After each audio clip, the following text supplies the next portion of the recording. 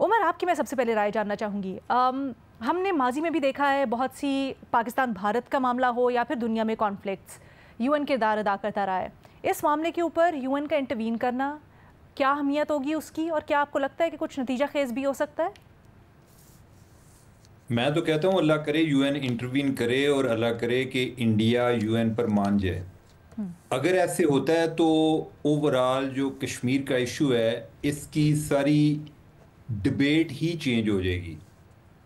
UN के दरमियान में आने से इंडिया इस बात को मान जाएगा कि ये हमारा दो तरफा इशू नहीं है, ये एक इंटरनेशनल डिस्प्यूट है। और हम जो अभी बात कर रहे हैं, हम कहते तो हैं कि हमने शिमला अकॉर्ड को हेल्ड इन अबेयंस रखा हुआ है, यानी कि उसको एक तरह से मुअत्तल किया हुआ है। मेरे ख्याल है कि अमली तौर पर हमने किया नहीं है। लेकिन यह है कि शिमला अकॉर्ड से पहले ये इसको हम एक, या पूरी दुनिया इसको इंटरनेशनल डिस्प्यूट के तौर पे तस्लीम करती थी, और यूएन जो है वो इसको रेकग्नाइज करता है था कि ये इंटरनेशनल डिस्प्यूट है। ये जब शिमला एग्रीमेंट हुआ तो उसमें इसको दो तरफा एक बायलैटरल इशू करार दे दिया गया।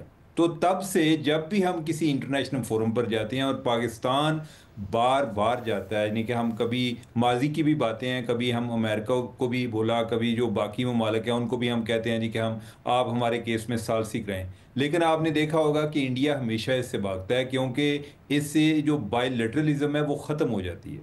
तो अगर कोई इस तरह का हो जाता है, यानी कि जो जिस तरह यूएन के सेक्रेटरी जनरल ने ऑफर की है और इंडिया इसको एक्सेप्ट कर लेता है, तो ये पाकिस्तान के लिए एक बहुत बड़ी अचीवमेंट होगी in terms of the status of the Kashmir issue, कि ये वो वाला नहीं रहेगा। इससे शिमला अकॉर्ड जो है वो इफेक्टिवली ख़त्म हो जाएगा इन अ सेंस, यानी कि उसमें जो बायलैटरलिज्म वाली बात है उससे इंडिया और पीछे हट जाएगा। और फिर ये है कि जब वो कहते हैं कि वो तो हमारा हिस्सा है, तो अगर वो किसी इंटरनेशनल इशू पे जाते हैं, फोरम पे जाते हैं, तो उन्होंने तस्लीम कर लिया कि ये मुतनाज़ा है। इनकी जो 370 वाला आर्टिकल जो उन्होंने रिवोक किया, वो भी सारी चीज़ें रिवर्स हो जाएंगी इस एक्ट की वजह से। बाकी ये है कि इंडिया को ओवरऑल इस टाइम जो पूरी दुनिया में, यानी कि एक ख्याल किया जाता था पहले जी कि पाकिस्तान जो है बड़ा इंटरनेशनली डिप्लोमेटिकली बड़ा आइसोलेट हुआ है, लेकिन अभी मैं देख रहा हूँ कि वो काम इंडिया के साथ हुआ है। और मैं वैसे हैरान हूँ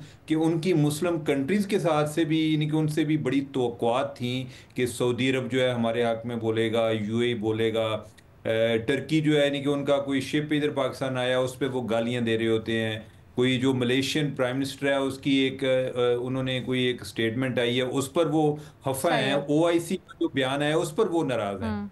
तो ओवरऑल ये जो सारा मामला है इंडिया के लिए बहुत ज़्यादा एक काउंटर प्रोडक्टिव हो रहा है, और इंडिया एक डिफेंसिव पोजीशन पे है। ठीक है। और ये जो इजलास हो रहा है यूएन का, ये बहुत अहम है।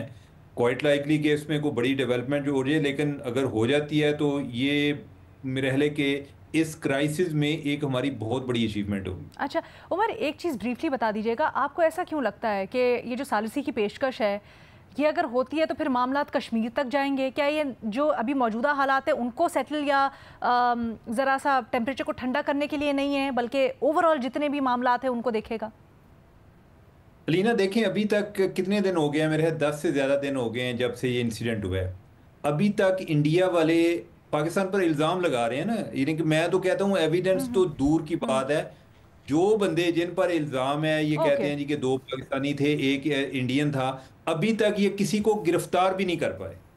ठीक है, और मसला जो सारा फिर वही कश्मीर से हमारा शुरू होता है। जी। ठीक है, और इनकी तो तो अभी वाली आपको बात लगता है, है इस कि पे अगर तो इस तरह की कोई इनका सालिसी मौक़िफ़ होती है तो उसमें फिर वहां तक बिल्कुल कोई मामला वजन ही जाएंगे? नहीं है। ठीक है, ठीक है। भट्टी साहब, आप माजी में बड़े क्रिटिकल रहे हैं यूनाइटेड नेशंस के, और फिर उसने जो दुनिया में किरदार अदा किया है, आज जो सालिसी की पेशकश की है, इसके ऊपर आपकी क्या राय है? क्या कुछ निकल सकता है अच्छा इसमें से? पहली बात तो मैडम शेख के अब्दाली मिज़ाइल के बाद अलफता मिज़ाइल का कामयाब तजर्बा, पूरी कौम को मुबारक हो और नरेंद्र मोदी सरकार को भी मुबारक हो। पाकिस्तान तैयार है, हम तैयार हैं, जंग नहीं चाहते, कभी भी नहीं चाहते क्यों, और दहशतगर्दी कहीं भी हो उसकी मजम्मत करते हैं, लेकिन अखंड भारत का ख्वाब कभी भी पूरा नहीं होगा। और हम तैयार हैं, बिल्कुल सरप्राइज़ मिलेगा आपको अगर आपने कोई पहल की या कोई भी जारियत मुसल्लत की। दूसरी बात, अक़वाम मुत्तहिदा के साथ साथ रशिया भी कोशिशों में है, यानी रूस भी कोशिशें कर रहा है, और अक़वाम मुत्तहिदा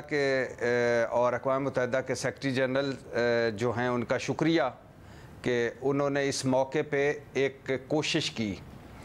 लेकिन मैडम शेख, इस दुनिया में अब आपके सामने है, मेरा कुछ कहने की ज़रूरत ही नहीं है, अक़वाम मुत्तहिदा का क्या किरदार है, वो कितना एक बाख्तियार है। उसका कोई किरदार नहीं रहा। जब ताकतें, बड़ी ताकतें कुछ करना चाहती हैं तो अक़वाम मुत्तहिदा चंद बयानों, चंद डरी डरी और सहमी मज़म्मतों और हमदर्दियों के अलावा कुछ नहीं कर पाता।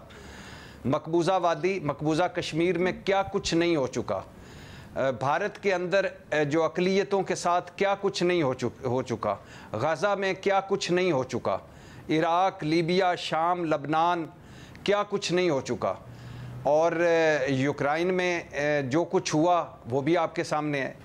तो अक़वाम मुत्तहिदा का किरदार क्या था? खामोश तमाशाई का, एक आध बयान, हम ये करेंगे, हम वो करेंगे, इजलास में आता है, एक मुल्क उठता है और वो वीटो कर देता है। अक़वाम मुत्तहिदा मुंह देखता रह जाता है। कितनी मरतबा अमेरिका ने वीटो किया गज़ा पे, क्या कर लिया अक़वाम मुत्तहिदा ने? और अक़वाम मुत्तहिदा की करारदादों पर अमल हो जाता तो मैडम शेख आज इस खित्ते की सूरत हाल मुख्तलिफ होती, आज ये टेंशन ना होती, आज मकबूजा वादी या मकबूजा कश्मीर का मामला हल हो चुका होता। जो भारत मान चुका था, भारत पहुंचा था भागा भागा अक़वाम मुत्तहिदा, और हम करारदादों पे अमल करेंगे, रेफरेंडम कराएंगे वगैरह वगैरह वगैरह। तो मैडम शेख, भारत ना इस सालिसी मानेगा, ना इस वक्त वो अक़वाम मुत्तहिदा को घास डालेगा। इस वक्त सिर्फ अमेरिका और चीन, ये दो मुल्क इस पोजीशन में हैं कि अगर चीन हमारे साथ खड़ा है और वाहिद वो मुल्क है जिसका अभी तक कमाल का किरदार रहा है हमारे हवाले से, तो अमेरिका ने हल्का फुल्का किया है और नीम दिली से। तो इशू ये है कि ये दो मुल्क इस पोजीशन में हैं कि ये कुछ कर सकें। बाकी अक़वाम मुत्तहिदा की कोशिशों को नहीं, वो उनका शुक्रिया कि उन्होंने ये बात की और कहा कि और ये सच है कि किसी भी जंग का जो आखिर है वो मुज़ाकरात की टेबल है।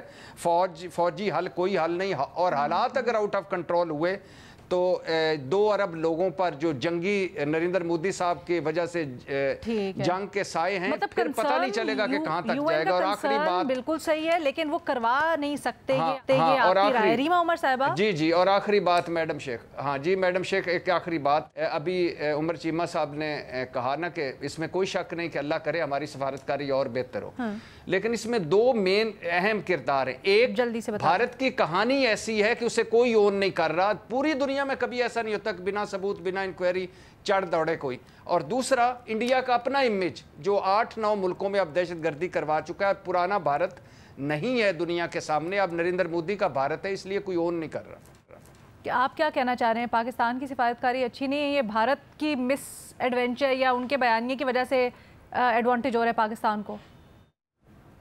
हमारी अच्छी जा रही है, बहुत अच्छी करने की ज़रूरत है, लेकिन इस वक्त भारत अपने मसाइल में वो प्रॉब्लम में गिरा हुआ है, अपने इमेज में गिरा हुआ है, और कहानी ऐसी है कि दुनिया उसे ओन ही नहीं कर रही। अच्छा।